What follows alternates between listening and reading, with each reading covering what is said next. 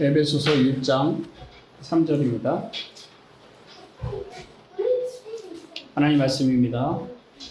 찬송하리로다. 하나님 곧 우리 주 예수 그리스도의 아버지께서 그리스도 안에서 하늘에 속한 모든 신령한 복을 우리에게 주시되. 아멘. 그러니까 지난주에 이 본문으로 우리가 주 예수 그리스도의 이름으로 하나님 앞에 나가는 것이다. 그리스도 안에서 하나님 앞에 나간다.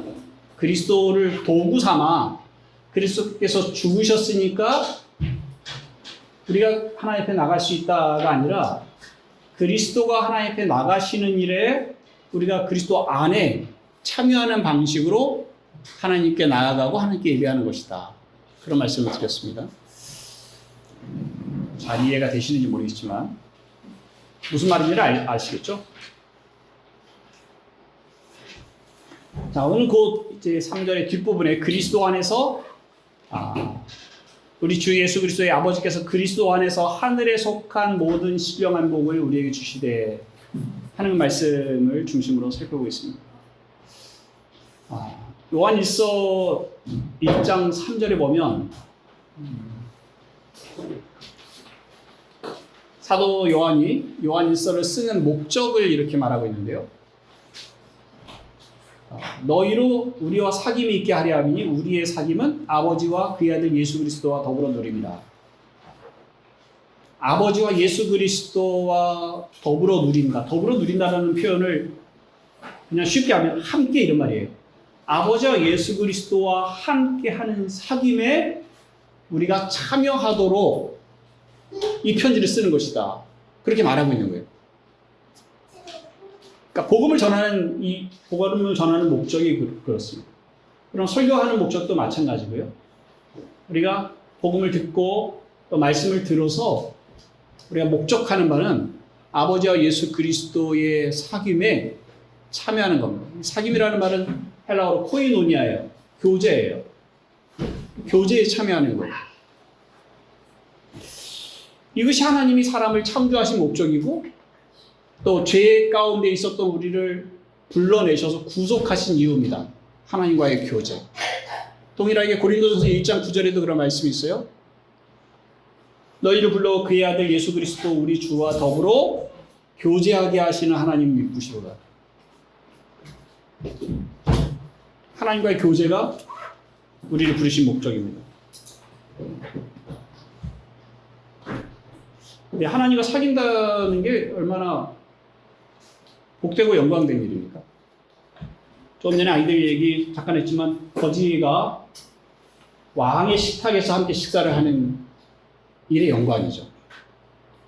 사울 왕의 아들 무비보셋이 사울 왕권이 망하고 다윗의 왕권이 세워진 이후에 사울 왕과는 역적입니다.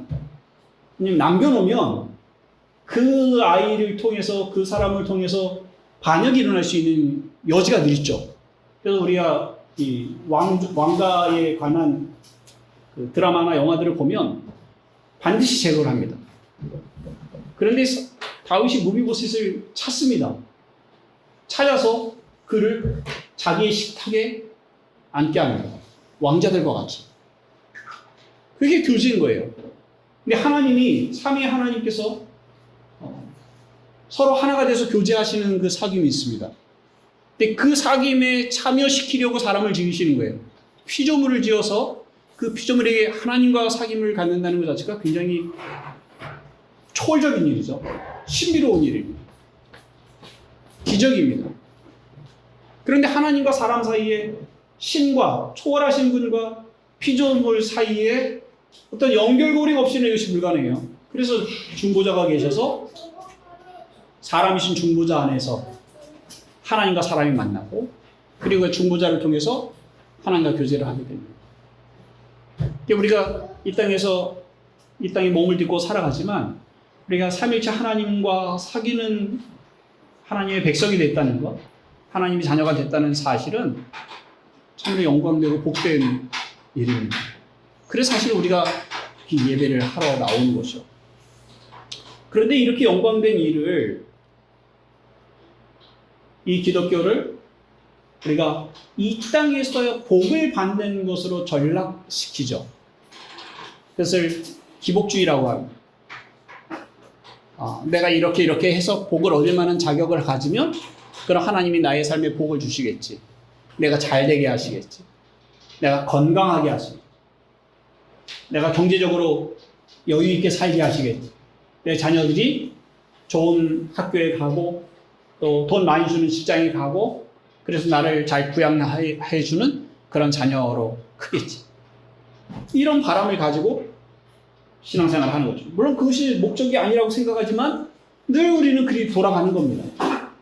근데 이것은 기독교에만 있지 않죠. 모든 종교인들이 가지고 있는 바람이잖아요. 이 땅에서의 안녕, 복지, 평안. 이것이 종교 문제뿐입니까? 모든 정치가들이 자기가 하겠다고 하는 거잖아요. 모든 정당들이 그것이 진보든 아니면 보수든 공산주의든 민주주의든 사회주의든 자본주의든 다 사실 그걸 말하는 거 아니에요. 잘 살게 하겠다고, 평안하게 하겠다고, 여기서 사는 동안에. 그런데 기독교도 그 중에 하나로 여기고 이렇게 생각하고 기독교를 생각한다면 그거는 크게 길을 잘못 들어선 겁니다. 그리고 결코 여기에서 답을 얻을 수 없다는 거예요. 그런 식으로 기독교를 생각하는 한 자기가 바라는 것을 기독교에서는 얻어낼 수가 없습니다.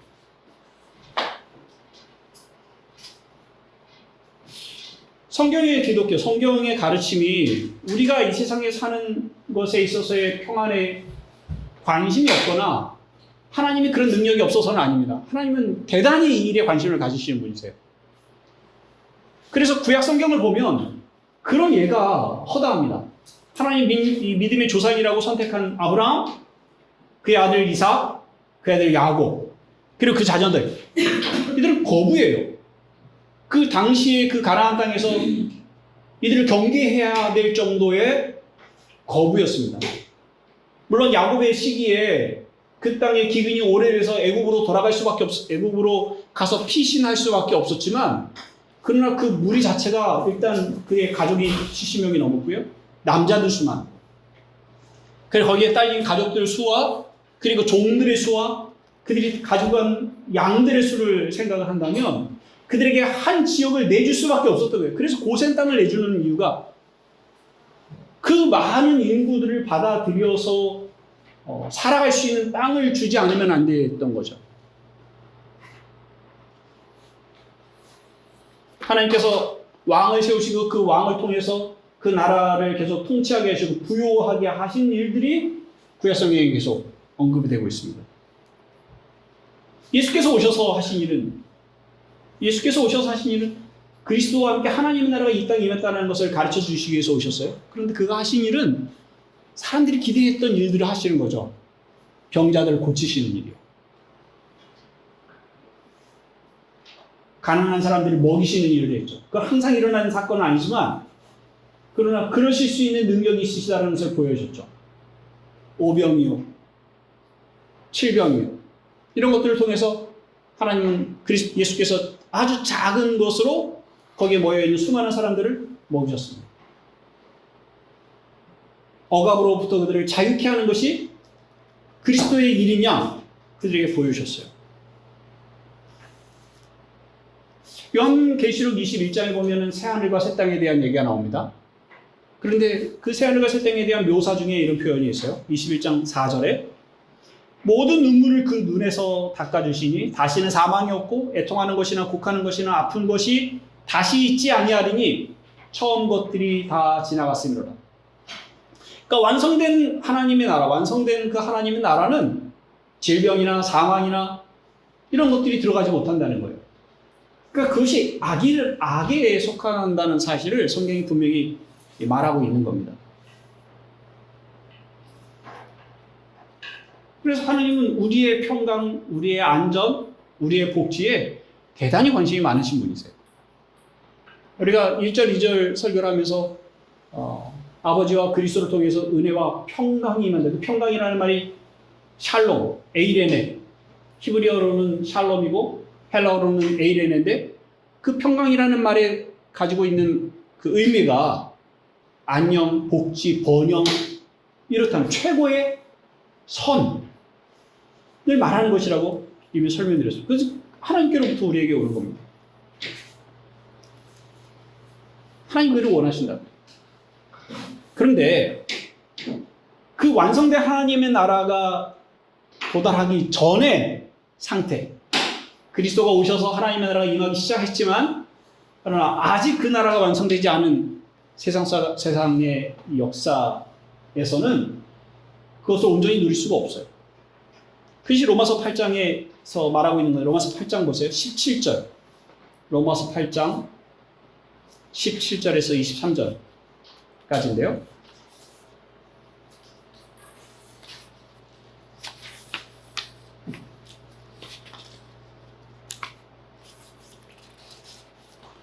(17절부터) (23절까지) 말씀을 같이 읽어봅시다. 시작. 자녀이면 또한 상속자 곧 하나님의 상속자요 그리스도와 함께한 상속자니 우리가 그와 함께 영광을 받기 위하여 고난도 함께 받아야 할 것이니라. 생각하건대 현재의 고난은 장차 우리에게 나타날 영광과 비교할 수 없도다. 피조물이 고대하는 바는 하나님의 아들들이 나타나는 것이니 피조물이 허무한 데 굴복하는 것은 자기 뜻이 아니요 오직 굴복하게 하시는 이로 말미암음이라. 그 바라는 것은 피조물도 썩어짐의 종로로 한 데서 해방되어 하나님의 자녀들의 영광의 자유에 이르는 것이니라. 피조물이 다 이제까지 함께 탄식하며 함께 고통을 겪고 있는 것을 우리가 아느니라. 그뿐 아니라 또한 우리 곧 성령의 처음 익은 열매를 받은 우리까지도 속으로 탄식하여 양자될 것 곧 우리 몸의 속량을 기다리느니라. 이 16절까지 그리고 17절에 얘기하고 있는 것처럼 우리가 자녀이고 하나님의 자녀이고 상속자요 하나님의 상속자요 그리스도와 함께한 상속자다. 이 얘기를 지금 1절부터 계속 해온 거예요. 우리가 어떤 형편에 있다고 말하고 있는 거예요. 그런데 우리가 하나님의 자녀요 하나님께 속한 사람인데도 불구하고 우리의 삶의 처지는 그렇지 않잖아요. 고난의 삶인 거죠. 여기서의 그 17절에 말하고 있는 고난은 그리스도와 함께 복음을 전하다가 고난을 받는 이런 고난이 아니라 그냥 인생의 고난을 말하는 겁니다. 인생으로. 우리가 예수를 믿고 하나님의 자녀가 됐음에도 불구하고 여전히 우리는 이 인생의 삶을 살아가는 거예요. 근데 이 자체가 고난이죠. 아이를 낳고 키우고 하는 이 행복한 일만 있지 않잖아요. 돈 걱정을 해야 되죠. 안전을 걱정해야 되죠. 교육을 걱정해요. 진로를 걱정하고 결혼을 할 수 있을까 걱정하고 결혼할 자금은 어떨까 걱정하고 온통 걱정과 염려 뿐인 세상이라고 생각할 수 있을 정도로 그런 세상을 우리가 살아갑니다. 근데 믿는 사람들은 나아질 거라고 얘기합니까? 거짓말이죠. 우리가 그렇지 않잖아요. 우리가 믿음이 없어서요? 기도를 하지 않았기 때문에요? 기도 많이 한다고 해서 이런 문제가 없어집니까? 문제 없는 사람이 어디 있어요? 이것은 우리 탓을 노릴 수가 없는 거예요. 모든 사람이 겪는 일입니다. 지금은 좀 나아졌지만 또 다른 어려움들이 생깁니다. 늘 평안하게 살다가도 죽음은 맞이할 수밖에 없잖아요. 그것이 우리에게 고난이라고 말하고 있는 거예요. 그런데 그것이 믿는 우리에게만 해당되는 것이 아니라 모든 피조물이 그렇다고 말하는 겁니다. 20절 말씀에 피조물이 허무한데 굴복할 수밖에 없고 그것은 굴복하게 하시는 하나님으로부터 나온 일이라고 말하고 있는 거예요. 물론 죄의 결과이지만 하나님께서 그것을 그렇게 하게 하시기 때문에 그렇게 되어서 우리는 모든 피조물들은 썩어질 수밖에 없는 존재로 이 세상에 살아가고 있다고 말하는 겁니다. 그래서 그 피조물들이 그 썩어질 수밖에 없는 피조물들이 기대하는 바가 있는데 그 기대는 뭐냐면 하나님의 아들들이 오기를 그리스도와 함께 마지막 그 재림과 부활의 사건이 일어나기를 기다린다고요. 23절에 보면 우리도 성령의 처음 익은 열매를 받은 우리도 하나님 안에서 이미 그리스도 안에서 양자가 된 우리도 온전하게 양자가 되는 것 우리의 몸이 부활하여 그리스도와 동일하게 되는, 그리스도와 같아지는 그 순간을 기다리고 살아간다고 말하고 있는 겁니다. 이것이 지금 우리의 형편이에요. 지금 우리의 상황이라고.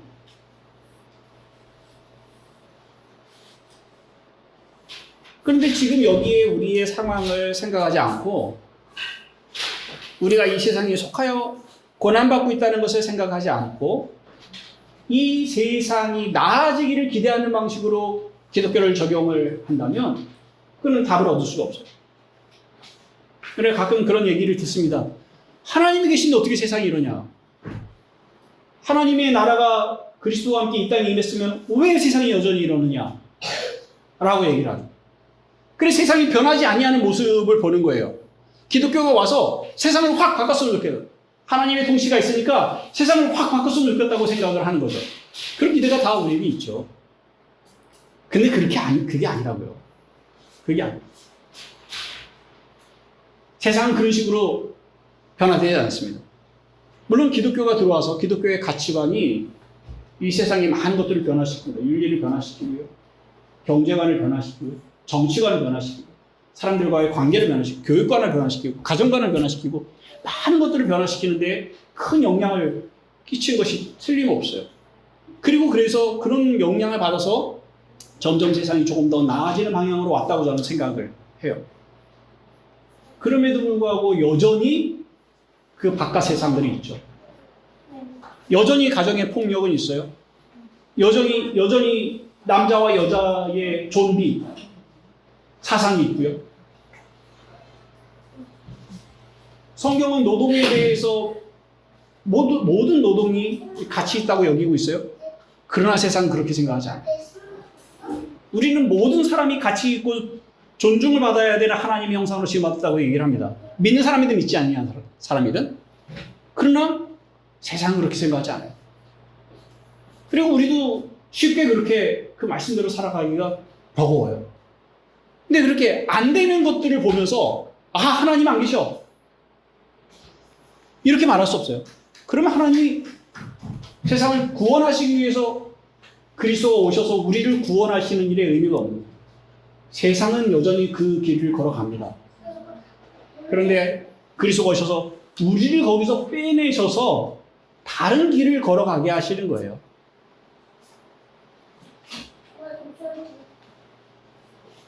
이번 물난리를 아주 가벼운 물난리를 겪었는데 작년에도 굉장히 비가 많이 왔습니다. 작년에 이제 교제하는 이렇게 가까이 교제하는 그룹은 아니지만 이제 작은 교회 모임이 있는 이제 밴드가 있는데 그 밴드에 나눠지는 내용들이 이 비에 지하가 잠겼어요. 교회가 잠겼어요. 물 퍼내고 있어요. 하는 그런 내용들을 이제 그 당시에 실시간으로 들을 수 있었는데 이제 모임 중이었어요. 줌으로 모임 중이었는데 본인들이 참석하지 못하는 이유에 대해서 이렇게 설명을 하고 있었어요. 그래서 제가 개척교회를 하면서 물난리 겪지 않아서 참 감사하다 그런 생각을 했는데 이제 그 일에 아주 한 발 잠깐 들여놓는 정도의 경험을 했다 생각이 됩니다. 도대체 하나님이 계시는데 이런 일이 일어나? 라고 생각을 합니까? 하나님이 계시기에 이걸 견뎌내게 하시는 거죠. 관점이 달라지는 거죠. 세상이 변하는 것, 세상은 변하지 않습니다. 조금씩 그리스도의 영향력이 신자들을 통해서 나타나는 것은 있지만, 그래야 하지만, 그러나 세상 자체는 바뀌지 않을 겁니다. 그리스도가 오실 때, 그리스도가 다시 오실 때, 새 하늘과 새 땅에 대해서 완전한 변화가 일어나요. 악이 심판을 받고, 하나님의 사람들이 의의 상을 받을 때, 그때에 비로소 우리가 지금 기대하고 있는 온 세상의 변화가 일어나게 될 겁니다. 그때까지는 우리는 이 땅에서 지금 이 로마서 8장 17절에서 23절에 있는 것과 같이 피조물이 썩어짐의 종노릇 하는 이 상황을 보면서 함께 탄식하며 고통을 겪는 이 길에 동참할 수밖에 없어요. 그러면서 우리는 그리스도의 오심을 기다리고 참아내야 하는 것입니다. 그렇다면 하나님께서 우리에게 약속하신 것이 뭐죠? 이 땅에서의 평안함과 안녕이 아니라면 하나님이 우리에게 약속하신 것은 뭐예요? 하나님이 우리에게 주시는 복은 뭐예요? 1장 3절을 좀 다시 보면요. 에베소 1장 3절입니다. 찬송하리여다 하나님 곧 우리 주 예수 그리스도의 아버지께서 그리스도 안에서 하늘에 속한 모든 신령한 복을 우리에게 주시되 그리스도 안에서 하늘에 속한 모든 신령한 복을 우리에게 주셨다고 말합니다. 하늘에 속했다라는 것은 세상 일과 관계가 없다는 의미가 아니라 그것이 하나님께 속한 복이라는 의미고요. 그리고 신령하다는 말은 이건 영적인, 그러니까 성령에 의해서 성령께서 주시는 복을 말합니다. 그래서 하늘에 속했다는 것과 신령하다는 것은 사실은 같은 내용입니다. 성령께서 주시는 복, 그걸 하늘에 속한 모든 신령한 복이라고 말하고 있는 거예요. 그래 복을 받기 이전의 상태가 어땠는지 에베소 2장 2절 3절 말씀에 이렇게 되는데요. 1절부터 보면 에베소 2장 1절부터 3절 말씀을 같이 보시죠. 같이 읽으시죠. 시작.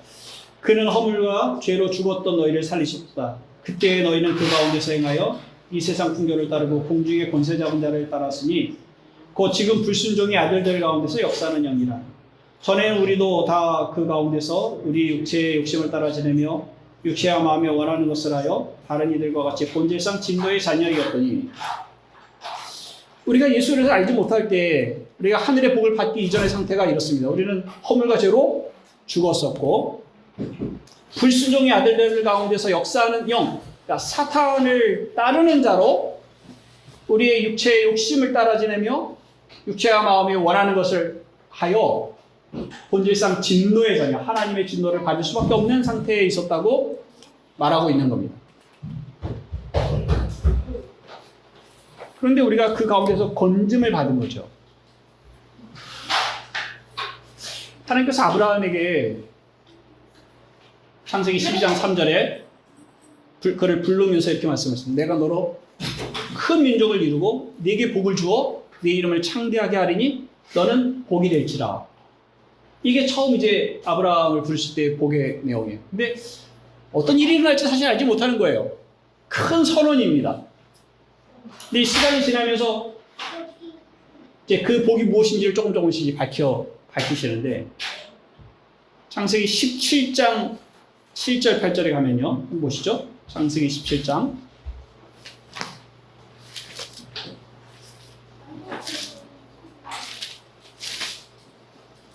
7절 8절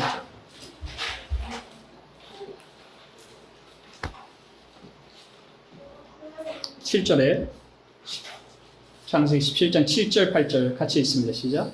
내가 내 언약을 나와 너 및 네 대대 후손 사이에 세워서 영원한 언약을 삼고 너와 네 후손의 하나님이 되리라.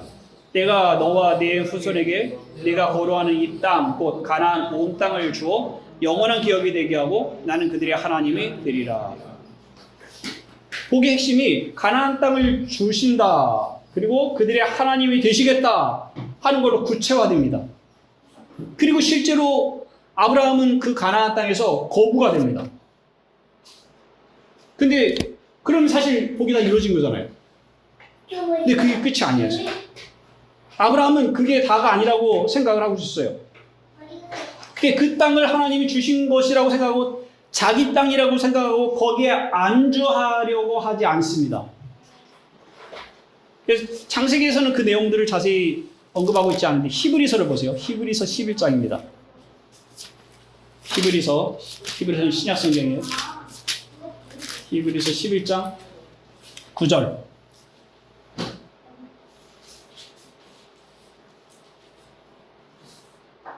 9절과 10절입니다. 히브리서 11장 365쪽에 11장 9절 시작. 믿음으로 그가 이방의 땅에 있는 것 같이 약속의 땅에 거류하여 동일한 약속을 유업으로 함께 받은 이삭 및 야곱과 더불어 장막에 거하였으니 이는 그가 하나님이 계획하시고 지으실 터가 있는 성을 알았습니다. 자, 동일한 약속, 그 약속의 땅에 거류하여 이방의 땅에 있는 것, 지금 약속의 땅에 들어와서 그 약속의 땅을 얻었어요. 이 땅을 너희에게 주겠다 한 그 땅을 주신 거예요. 그런데 그 약속을 받은 땅에 어떤 방식으로 사냐면 이방인처럼 사는 거예요. 그 땅에서. 주시겠다고 하신 땅에 왔는데 그럼 정착을 하고 집을 짓고 살아야 되는데 나그네처럼 살면서 장막 생활을 합니다. 왜요? 그게 10절에 있어요. 왜? 이는 그가 하나님이 계획하시고 지으실 터가 있는 성을 받았습니다.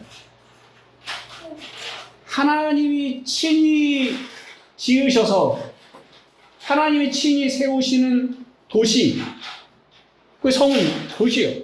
도시, 성, 나라. 그걸 하나님이 주시기를 기다린 거예요. 그러니까 지금 이 가나안 땅에 들어왔다고 다가 아니라고 하는 걸 아니에요. 하나님이 지으셔서 다스리시는 그 나라가 오기를. 그런데 그것이 아직 오지 않았잖아요. 근데 여전히 아브라함은 그 소망을 가지고 살아가는 겁니다.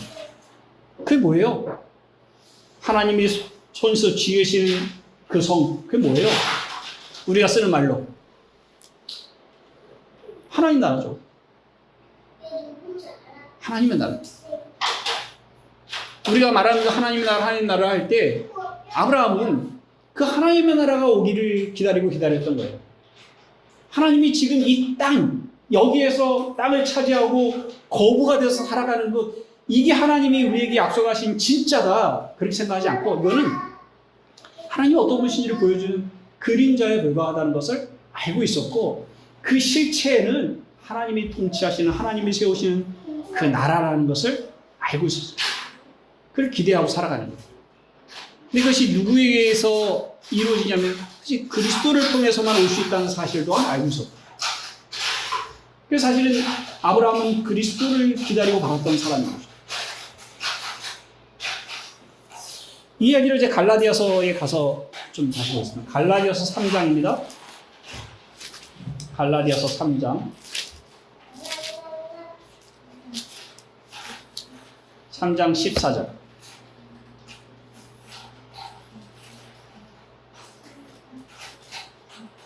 갈라디아서 3장 14절. 같이 읽어봅시다. 시작. 이는 그리스도 예수 안에서 아브라함의 복이 이방인에게 미치게 하고 또 우리로 하여금 믿음으로 말미암아 성령의 약속을 받게 하려 합니다.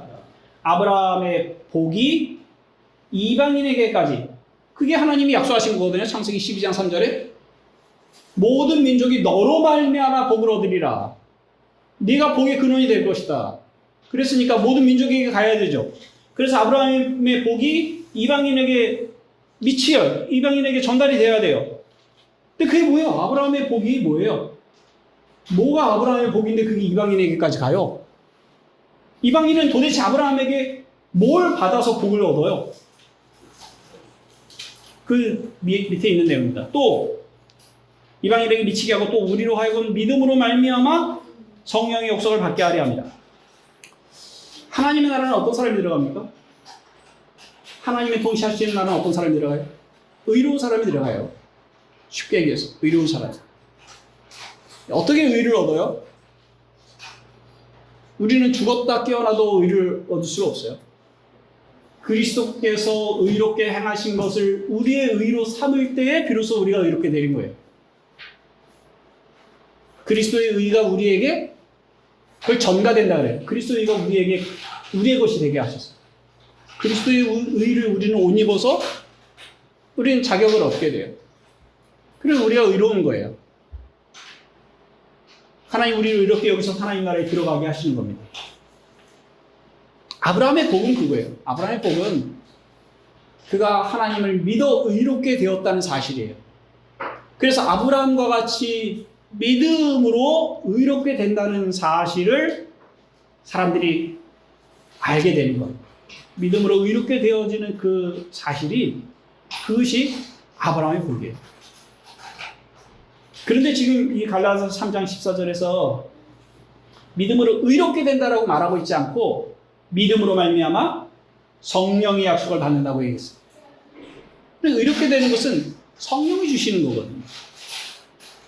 이게 같은 내용을 여러 용어를 써가지고 지금 얘기하고 있는 거예요. 결국 아브라함에게 약속하신 것은 성령을 통해서 믿음의 의롭다 하심을 받는 이것을 아브라함이 약속하셨던 거고, 그리고 그리스도가 오심으로 우리를 위해서 십자가를 지시고 구속하시고 성령을 우리에게 보내셨을 때 비로소 이 모든 일들이 우리에게 성취가 되는 겁니다.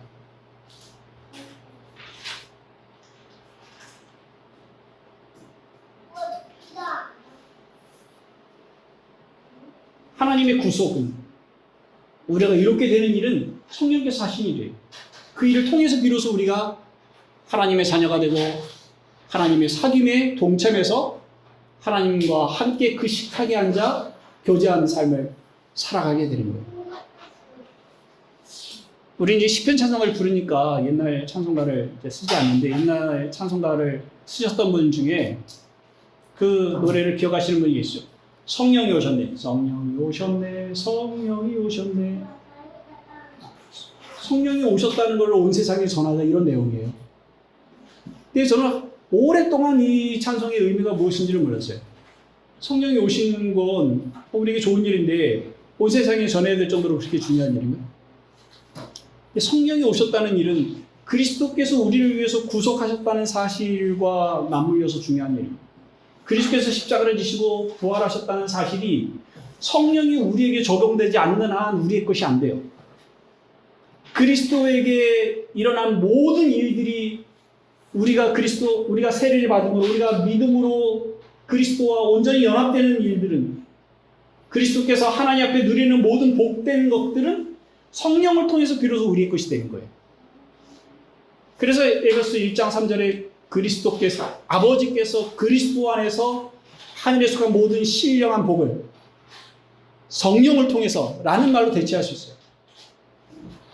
아버지께서 그리스도 안에서 성령으로 우리에게 모든 것을 복을 주신다 하시는 말씀을 하고 있는 겁니다. 로마서 8장을 우리 지난주에 잠깐 살펴봤었는데 다시 한번 좀 보시죠. 로마서 8장. 로마서 8장 전체는 하나님의 구원의 주권을 가지고 계신다는 것을 보여주고 있는데, 동시에 로마서 8장은 사실은 성령장이라고 얘기할 정도로 성령의 일하심이 무엇인지에 대해 설명을 하고 있어요. 2절에 보면 성령은 생명의 법이라고 말하고, 성령은 성령의 법, 생명을 주는 법, 은혜의 법 아래로 우리를 이끌어가세요. 우리가 율법을 온전히 순종할 수가 없어요.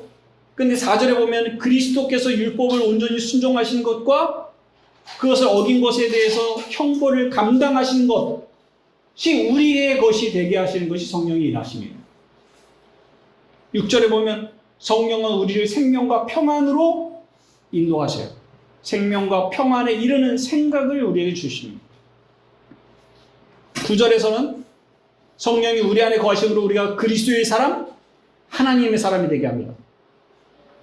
10절에서는 성령이 우리 안에 계심으로 우리가 영적으로 살아있게 됩니다. 우리는 영 안에 있는 사람이 됩니다. 11절에 성령은 우리의 죽을 몸도 살리십니다. 성령이 그리스도를 죽은 자 가운데서 살리시는 하나님의 능력이었어요. 우리가 죽었을 때 우리가 다시 부활하는 것 또한 성령의 능력으로 부활이 되는 거예요. 14절에 성령은 우리를 인도하십니다. 특별한 오늘 뭐 할까? 미래에 무슨 일이 일어날까? 이런 방식의 인도하심이 아니라 우리는 날마다 성령의 인도하심 가운데 살아가고 있는 거예요. 그 사실을 인지하는 것이 우리에게 너무나 중요합니다. 15절, 16절에 우리가 하나님의 자녀라는 것을 성령이 증거하시고 우리가 하나님을 아빠, 아버지라고 부르게 하시는 것도 성령의 역할입니다. 26, 27절에 성령은 우리의 연약함을 도우시고 하나님의 뜻대로 우리를 위해서 탄식함으로 간구하세요. 그리고 그 모든 성령의 간구가 응답이 되어서 우리의 삶의 모든 것들이 합력하여 선을 이루게 되는 겁니다. 29절 30절에 거기 성령이라는 단어가 나오지 않지만 하나님이 미리 정하신 우리들을 의롭게 하시고 그 거룩하게 하셔서 영화롭게 하시는 분 또한 성령이세요. 우리를 거룩하게 하시는 일을 성령이 하셔요. 39절에 하나님의 사랑에서 끊어지지 않도록 우리 안에 역사하시는 분이 성령이세요. 성령은 곧 그리스도의 영이시면서 우리에게 생명이세요. 우리가 성령 안에서 살아가고 있습니다. 성령이 계시지 않다면 우리에게 베풀어지는 모든 것들이 의미가 없는 겁니다. 우리에게 적용될 수 없습니다. 우리가 그리스도를 힘입어 기도합니다. 그리스도를 힘입어 기도하는, 그리스도의 이름으로 기도하는 그런 마음과 그런 생각을 가지고 그런 믿음으로 나올 수 있도록 하시는 분이 성령이세요. 성령은 근데 본색을 드러내지 않으세요. 그래서 성령을 자꾸 생각하지 않게 되죠. 어떤 사람들이, 어떤 신학자가 표현하기를 성령은 수줍으신 하나님이다 이렇게 표현을 합니다. 자기 모습을 드러내지 않으십니다. 그런데 예수님께서 성령에 대해서 말씀하실 때 성령은 내가 가르친 것을 기억나게 하리라. 성령은 자기 말을 하시는 분이 아니라 예수께서 전하신 말씀, 예수께서 하신 말씀을 기억나게 하고 잘 이해하게 하시고 그것조차 살아가게 하시는 분. 성령은 동등한 하나님이심에도 불구하고 자기의 역할을 그렇게 한정 지으셔서 우리에게 역사를 하시는 분이세요. 그러다 보니까 우리가 그 성령의 일하심을 분명히 인지하지 못할 때가 많습니다. 지금 에베소 1장 3절에서도 성령이라는 표현을 구체적으로 하지 아니하고 모든 신령한 복을 그렇게 표현한 것과 같아요. 근데 성령이 우리 가운데 오신 그것이야말로 성령이 주신 은사들이 아니라 성령 그분이 우리에게 오신 것이야말로 사실 가장 큰 복입니다. 성령이 오심으로 그리스도의 의가 우리의 것이 됐어요. 성령이 오심으로 우리가 하나님을 아빠 아버지라 부르며 성령이 오심으로 우리가 하나님의 자녀라는 확증을 가지고 살아가는 겁니다. 세상이 그 어떤 복들을 우리가 여전히 필요로 하고 살아간다는 것은 틀림없고 그로 인해서 탄식하며 그리스도의 오심을 기다리는 삶을 살아갈 수밖에 없다는 것도 분명합니다. 그러나 그 탄식하며 그리스도의 오심을 기다리는 신자의 삶, 하나님의 자녀의 영광됨을 포기하지 아니하고 이 세상과 갈등하며 이 세상에 항복하지 않고 이 세상에 저항하며 세상의 저항을 받으며 살아가는 이 힘은 성령으로부터 오는 것이고 그것이 신자에게 주신 복이고 영광입니다. 우리가 괴로워하고 힘든 시간들을 소망 없이 살아가지 않았습니다. 우리는 울며 씨를 뿌리며 걸어가는 것이에요. 그리고 결국엔 기쁨으로 단을 거두게 될 겁니다. 그 일에 하나님이 우리를 부르셨고 그리고 우리가 그 길 걸어갑니다. 로마서 1장 17절에 의인은 믿음으로 말미암아 산다 그랬어요. 의인은 믿음으로 말미암아 산다. 이 말씀을 믿음으로 받아들이고 그런 줄 알고 받아들이고 살아가는 신자가 되시기 바랍니다. 기도하겠습니다. 하나님 아버지께서 그리스도 안에서 하늘에 속한 모든 신령한 복을 저희들에게 허락하여 주시니 감사합니다. 하나님, 우리가 신앙이 잘한다는 것, 하나님을 더 잘한다는 것, 하나님을 잘 믿는다는 것, 그것은 우리가 수고하고 열심으로 하나님께 뭔가 보탬이 되도록 일을 한다는 것이 아니라 하나님이 주권을 가지고 우리에게 행하신 그 크신 은혜와 사랑을 그런 줄 알고 있는 그대로 받아들이고 그 안에서 기뻐하며 그 안에서 감사하며 온 마음을 다해 하나님의 하나님 되심을 믿으며 우리의 삶을 맡기며 살아가는 것인 줄을 압니다. 아버지 하나님, 이 신앙의 본질을 하나님 우리에게 행하신 이 놀라운 은혜와 그 사랑을 늘 기억하고 그 안에서 기뻐하며 자족하며 사랑하며 살아가는 저희가 되게 하여 주옵소서. 예수 그리스도의 이름으로 기도합니다. 아멘.